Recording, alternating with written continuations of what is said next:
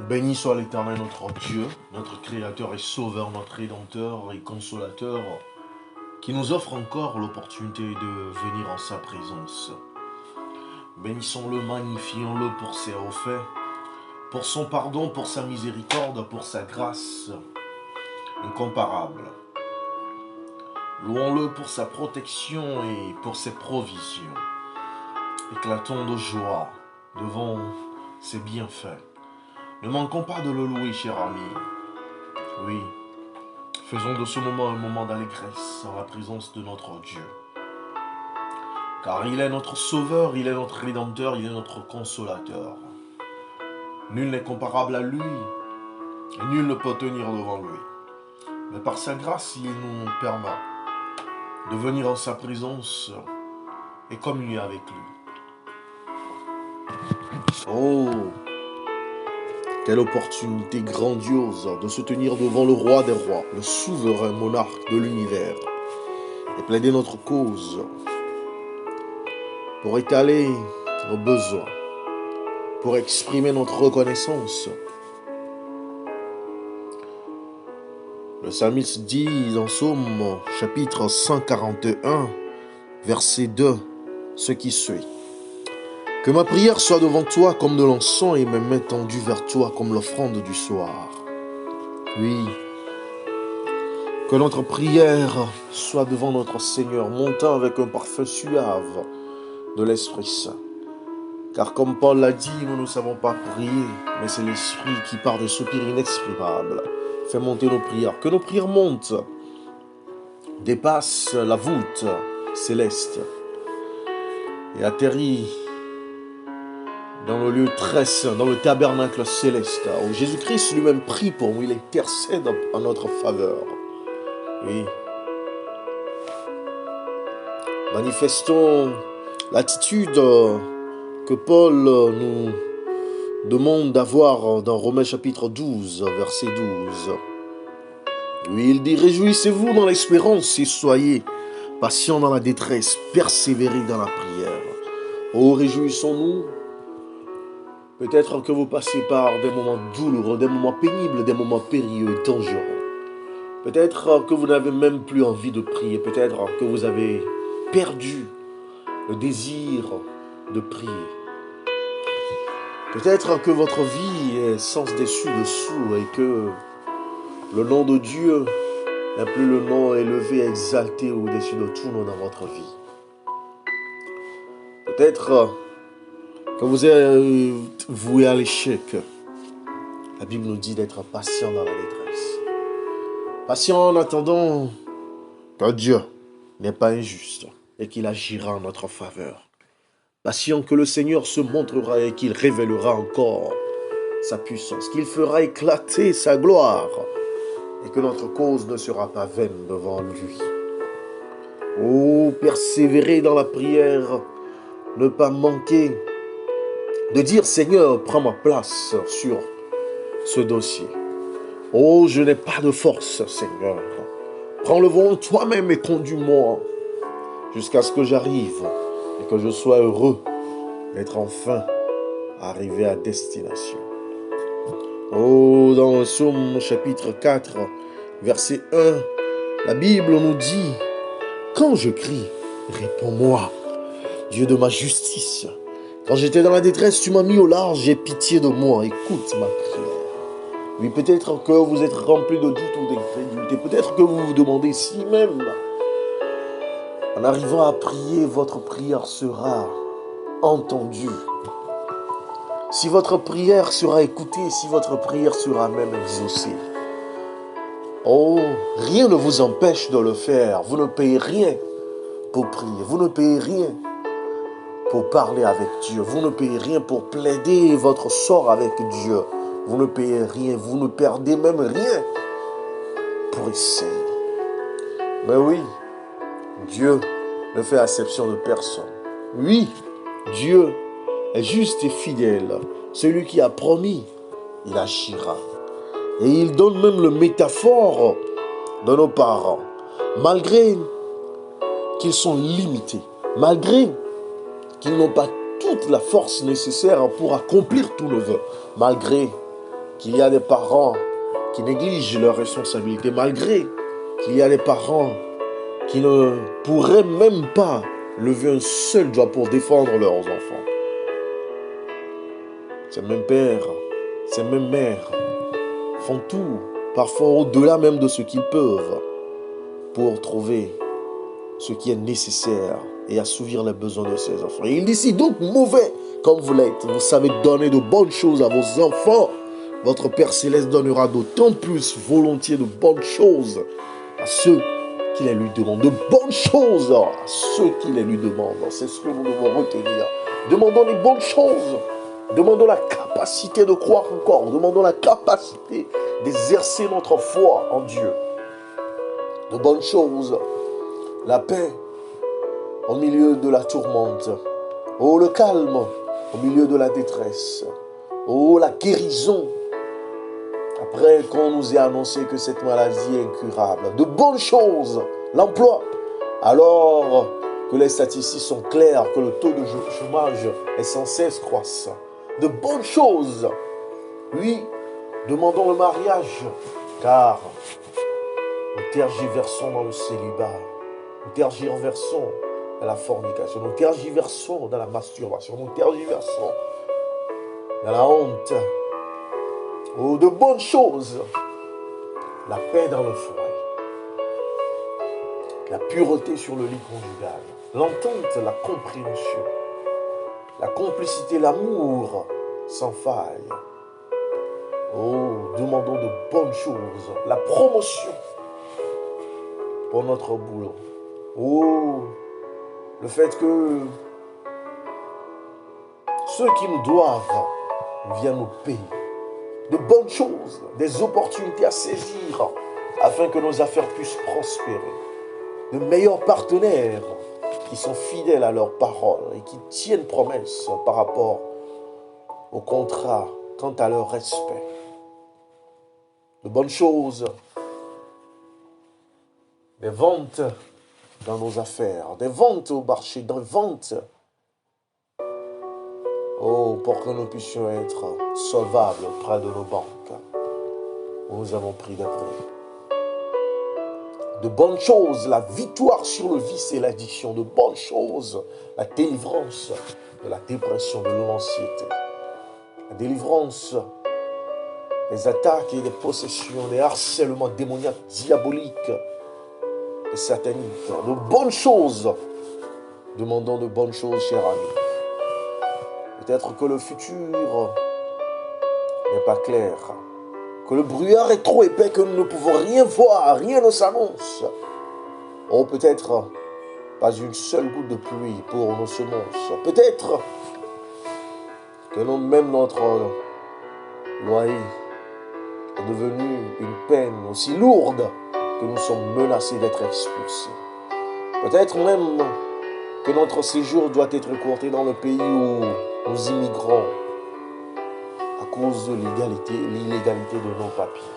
Demandons de bonnes choses, cher ami.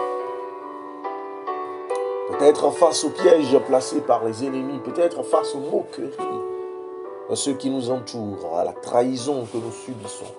Mais disons, c'est aux calomnies auxquelles nous faisons face, à la peine qui ne cesse de s'accroître jour après jour. Demandons la délivrance à celui qui sait donner de bonnes choses à ceux qui les lui demandent. Vous savez, ce n'est pas tout le temps, ou même très souvent, que pensons que nous obéissons à Dieu, que tout serait comme le ciel étoilé ou le ciel ensoleillé. Vous savez, c'est Dieu lui-même qui a appelé Moïse, convaincu de cet appel, et quitta tout ce qu'il avait. Il faisait face à l'insécurité, aux probabilités d'assassinat, ou même d'emprisonnement pour aller délivrer le peuple de Dieu. Il était même confronté au doute et à l'incrédulité quant à l'issue de sa mission. Mais il alla quand même, aux premières heures, tout allait bien, car Dieu lui-même qui s'est montré à lui, qui lui a parlé, il a entendu la voix de Dieu. Dieu n'a envoyé, personne ne lui parlait. Dieu s'est montré à lui.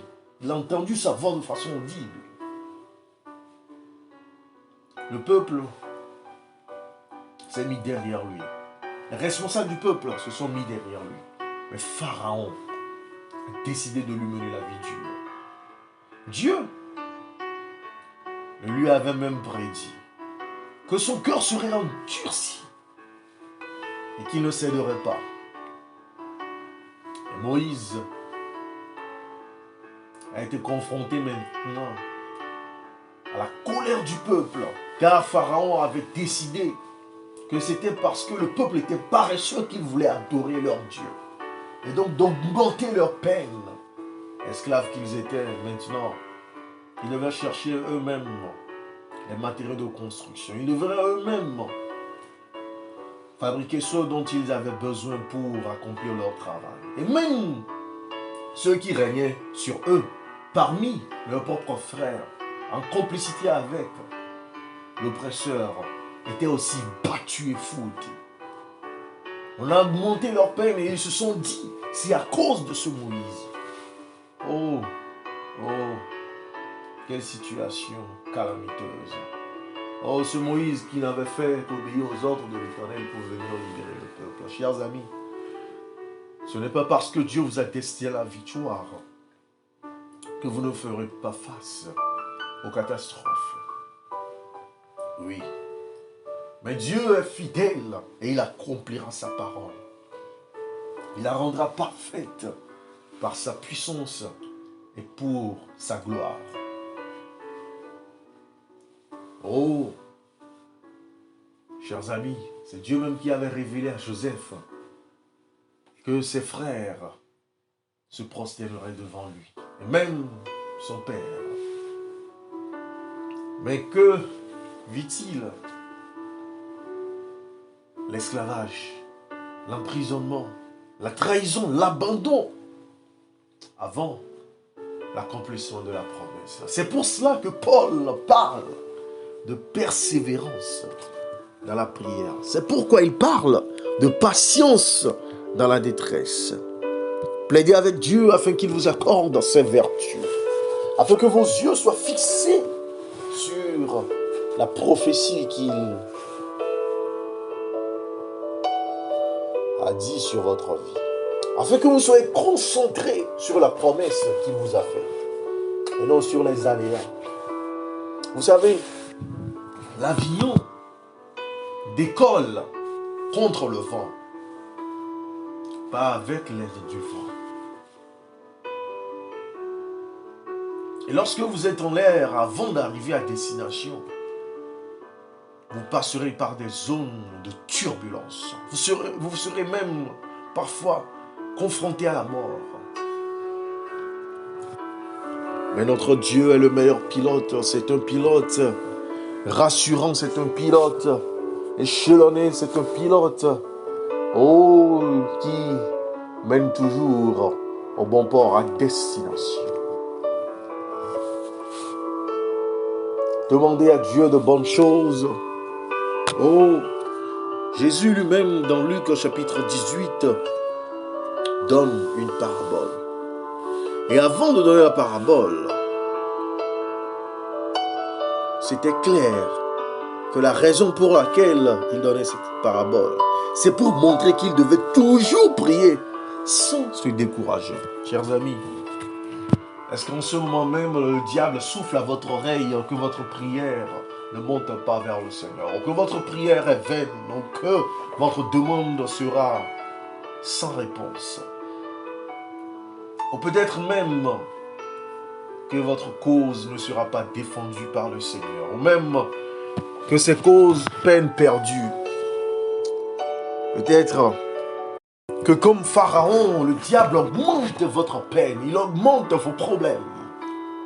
Alors que vous avez entendu un ainsi par l'Éternel, alors que vous réclamez ses promesses, alors que vous êtes abandonné à lui, consacré à lui, que vous l'adorez avec sincérité, avec pureté, avec détermination. Peut-être même que c'est en ce moment que le diable augmente vos souffrances, qu'il attise son feu contre lui, animé d'une plus grande colère, que vous l'avez dénoncé au tribunal divin, que vous avez pris comme avocat celui qui n'a jamais perdu une cause, celui dont tous les dossiers ont été toujours soldés par une victoire écrasante. Vous savez, parfois lorsque vous avez affaire aux gens et qu'ils croient vous battre, qu'ils pensent vous avoir eu, et qu'ils prennent connaissance de celui qui est votre défenseur ou celui dans le camp duquel vous vous trouvez ou celui qui est derrière vous, alors leur colère, leur animosité devient exponentielle. Mais nous avons vaincu par le sang de l'agneau. Nous sommes plus que vainqueurs par celui qui nous a rachetés, appelés, destinés pour sa gloire. C'est pour cela que Paul nous rappelle dans Colossiens chapitre 4, verset 2, « Persévérez dans la prière, veillez-y dans une attitude de reconnaissance. » Oh, chers amis, peut-être que vous avez un problème qui a trop duré. Peut-être que vous avez tant et tant prié. Peut-être même que Pharaon, oh, Satan, envoyé ce messager vous dire que c'est de la paresse de votre part de prier pour ce problème. Peut-être même que vous êtes sur le point d'abandonner ou même que vous n'avez pas pu résister à cette tentation. Oh, chers amis, pourquoi ne pas essayer encore une fois, la prière étant gratuite? Oh, le fait d'inscrire votre dossier à l'ordre du jour du tribunal divin est complètement gratuit. Oh, vous n'avez rien à payer. Venez seulement avec foi et détermination. Que le Seigneur qui est juste, oh, entendra votre peine. Il vous secourra. Oh oui, il viendra à votre secours. Oh oui, il dépêchera ses anges pour votre cause. Oh, peut-être que le prince de Perse a attaqué l'envoyé de Dieu dans les lieux célestes. Ou même que, pendant que son ange descendait vers vous, le diable a envoyé ses anges pour combattre afin que vous n'ayez pas gain de cause. Ou même que Dieu, vous faisant tellement confiance, a laissé le diable vous tenter comme Job, sachant qu'il a préparé de plus grandes choses pour vous, de merveilleuses choses pour vous. Mais vous vous découragez, c'est que vous perdrez votre place au banquet de l'agneau. C'est que vous perdrez votre récompense, cher ami. Pourquoi ne pas encore mettre devant le Seigneur ce problème? Pourquoi ne pas encore l'étaler devant lui? Pourquoi même ne pas réclamer sa puissance manifestée dans sa parole, dans Romains chapitre 8 et verset 26. Que le Saint-Esprit lui-même puisse descendre à votre secours et qu'il puisse prendre possession de votre personne et qu'il puisse vous secourir de cette détresse en venant en aide à votre faiblesse, en changeant la manière inconvenable pour qu'elle devienne convenable, pour que votre prière soit le fruit de sa propre intercession. Écoutez bien, la Bible nous dit, l'Esprit lui-même intercède pour nous. Pourquoi ne pas demander à cet Esprit qui est en accord avec Dieu le Père lui-même, pour qu'il intercède en votre faveur? Parce que c'est ce que le verset 27 nous dit. Et Dieu qui examine les cœurs sait quelle est la pensée de l'Esprit, parce que c'est en accord avec lui qu'il intercède en faveur de ça. Il nous dit à Dieu, prends toi-même ce cas, tel que tu pourras le faire, de la manière dont tu le feras, à l'heure où tu agiras. Oh, prends seulement mon cas. Ah, jetez-vous à ses pieds. Oh, venez avec votre faiblesse, venez avec votre ignorance. Vous n'avez pas besoin d'éloquence, vous n'avez pas besoin de grammaire ni de vocabulaire, vous n'avez pas besoin de conjugaison, vous n'avez pas besoin de connaissances spéciales pour savoir comment prier, en quoi prier, à quelle heure prier, de quelle manière. Dites seulement, Esprit de Dieu, Viens prendre ma place. Viens au secours de ma faiblesse. Sois toi-même mon intercesseur. Oh oui. Oh oui. Nous avons besoin d'exprimer notre foi dans la parole de Dieu. Parce que cette parole ne sort pas de sa bouche et repart vers lui sans avoir accompli l'effet pour lequel il est sorti, oui. Vous savez, peut-être que le diable vous souffle votre condamnation, votre culpabilité, vous rappelant que c'est de votre faute que ce problème est venu, que c'était votre erreur. Laissez seulement le Saint-Esprit prendre ce cas.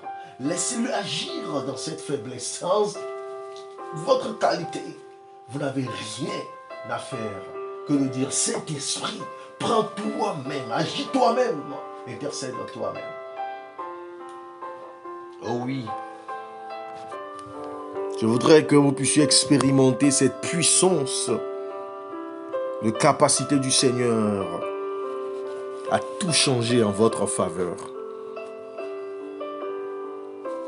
Vous savez, dans 1 Timothée chapitre 2, verset 8, l'apôtre Paul nous révèle ce secret. Je veux donc que les hommes prient en tout lieu en élevant des mains pures, sans colère ni arrière-pensée. Oh, chers amis, que cela ne s'arrête pas seulement cette matinée. Tout au long de la journée, où que vous vous trouviez, faites monter une prière. Saint-Esprit, prends mon cas. Saint-Esprit, sois mon intercesseur. Saint-Esprit, révèle-toi puissamment à travers ma faiblesse. Je suis coupable, je suis condamné. Je n'ai plus de recours, je n'ai plus d'appel à émettre.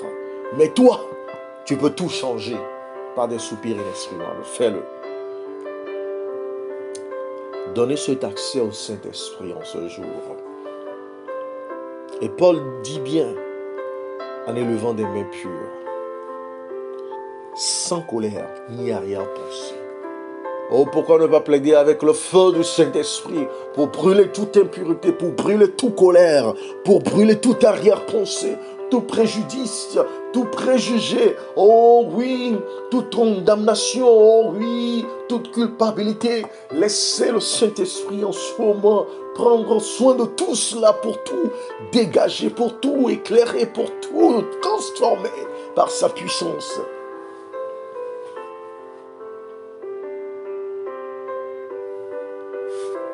Puis il est temps que votre problème soit transformé en témoignage, en puissant témoignage retentissant, afin que les gens puissent voir la main de Dieu dans votre vie et déclarer que votre adoration n'est pas vaine. Et déclarer que vous n'êtes pas n'importe qui. Et déclarer qu'il y a un Dieu dans votre vie. Demandez à Dieu comme David l'a fait. Non pas à nous, Seigneur, non pas à nous, mais à ton nom de gloire. Afin que les gens puissent savoir que tu existes, afin que les gens puissent savoir que tu es tout puissant, afin que les gens puissent savoir que tu es notre Dieu, que tu es notre Père, que tu prends soin de nous. Afin que les gens puissent reconnaître que nous ne t'adorons pas en vain. Afin que les pharaons même puissent arrêter de nous traiter de paresseux et de viles personnes. Dans Jean chapitre 15, verset 7, Jésus lui-même dit, « Si vous demeurez en moi et que mes paroles demeurent en vous, vous demanderez ce que vous voudrez et cela vous sera accordé. » Au verset 8, il dit, « Ce qui manifeste la gloire de mon Père, c'est que vous portiez beaucoup de fruits. Vous serez alors vraiment mes disciples. » Chers amis, plaidez avec Christ de vous donner cette capacité de demeurer en lui, de marcher en lui, de respirer en lui, de parler en lui, d'agir en lui, de penser en lui, d'être au centre, de sa puissance, d'être au centre de la manifestation de sa puissance, d'être au centre de sa révélation, d'être vous-même greffé en lui, comme des jumeaux siamois, que le Seigneur lui-même opère cette opération, afin qu'il vous plante en lui. Oui. Et il dit que mes paroles demeurent en vous. Priez selon ses promesses. Ce que sa bouche a dit, que sa main l'accomplisse dans votre vie. Il l'a dit et il l'accomplira, afin que le Père soit glorifié, oui. Oh, pas à vous. Afin que vous portiez beaucoup de fruits, afin que vous soyez vraiment ses disciples. Oh, je veux cette capacité. Oh, est-ce que vous voulez cette capacité? Oh, plaider avec le Seigneur, afin de porter des fruits spirituels, afin de porter des fruits financiers, afin de porter des fruits conjugaux, afin de porter des fruits psychiques, afin de porter des fruits d'excellence, afin de porter des fruits de promotion, afin de porter des fruits des entrailles, afin de porter des fruits de guérison, afin de porter des fruits de protection, afin de porter des fruits de délivrance, afin de porter des fruits de sainteté, de pureté, afin de porter des fruits dignes d'un enfant glorifié par son Père qui est dans la gloire incommensurable. Oh oui. Et que vous soyez reconnus comme vrais disciples. Si vous n'avez aucun témoignage à partager, si vous n'avez rien à montrer de la puissance du Seigneur, à montrer de la transformation que le Seigneur a opérée dans vos vies, oh, quel disciple êtes-vous? Quand vous lisez les histoires de Pierre et Paul, des histoires de Jacques et Étienne, des histoires des hommes de la Bible, tels que David et Salomon, tels que Saül et Moïse, qu'est-ce que vous avez à dire de votre vie de disciple, d'enfant de Dieu? Oh oui, demandez en ce jour afin que vous puissiez augmenter en foi, que vous puissiez augmenter en confiance, que vous puissiez augmenter dans votre marche vers le ciel, que vous puissiez augmenter dans votre capacité de demander, que vous puissiez augmenter dans votre histoire de prière exaucée, que vous puissiez augmenter dans votre vie de témoignage de la puissance miraculeuse de Dieu dans votre vie, que vous puissiez augmenter dans tous les aspects de votre vie pour démontrer des fruits dignes d'un disciple, dignes et à la hauteur de la gloire et de la puissance de votre Dieu.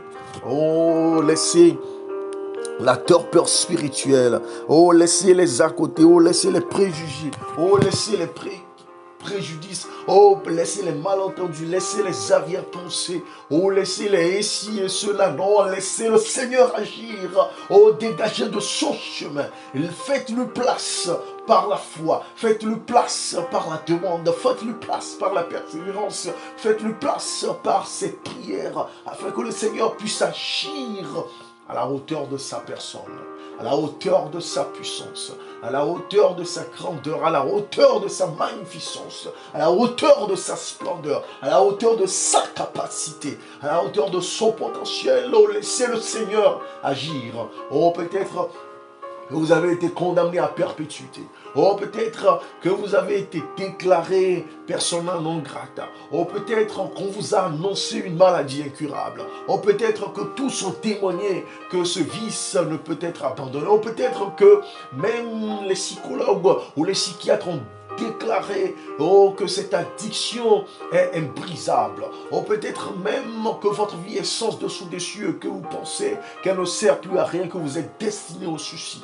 Oh, peut-être même que votre vie conjugale ou professionnelle ou financière est sans dessus-dessous, que vous ne voyez même pas une lueur d'espoir. Oh, laissez ce matin le Seigneur opérer par sa puissance pour vous montrer qu'il peut tout. Oh, pour vous montrer qu'il est le Dieu des impossibilités. Pour vous montrer qu'il est le Dieu du changement. Pour vous montrer qu'il est le Dieu capable de tout. Pour vous montrer que rien ne peut résister à sa puissance. Que même les pharaons sont soumis à lui. Que même les Hérodes s'agenouillent devant lui. Oh, que même les intercesseurs se courbent devant lui. Oh, que même les Cyrus se plient à sa volonté, à sa décision. Oh, que même les Haman cèdent de leur complot malicieux et criminel. Oh, que même les Naaman peuvent être guéris. Oh, que même les Jézabel peuvent être détruites. Oh, que même les Saül nous poursuivants peuvent être détruits, anéantis. Oh, laissez Dieu vous montrer par sa capacité que les Saül, les Saul peuvent devenir des Paul. que les pierres, ô traîtres, les pierres renonciateurs, oh les pierres fuyards peuvent devenir les pierres courageux et très puissants. Oh, laissez la place à Dieu vous montrer que les filles peuvent entendre Talita Kumi et ressusciter. Oh, laissez Dieu agir pour vous montrer que même les paralytiques qui disent qu'il n'y a personne pour les sauver peuvent être sauvés. Oh, laissez Dieu agir pour vous montrer, oh, que les mers rouges peuvent être fendues en deux. Oh, laissez Dieu agir pour vous montrer que même les Jonas fuyards peuvent devenir les Jonas transformés. Oh, laissez Dieu agir. Laissez-le vous démontrer sa puissance, afin que vous soyez ébahis, afin que vous soyez éblouis, afin que vous soyez saisis par la grandeur de sa magnificence. Au nom puissant de Jésus-Christ. Amen.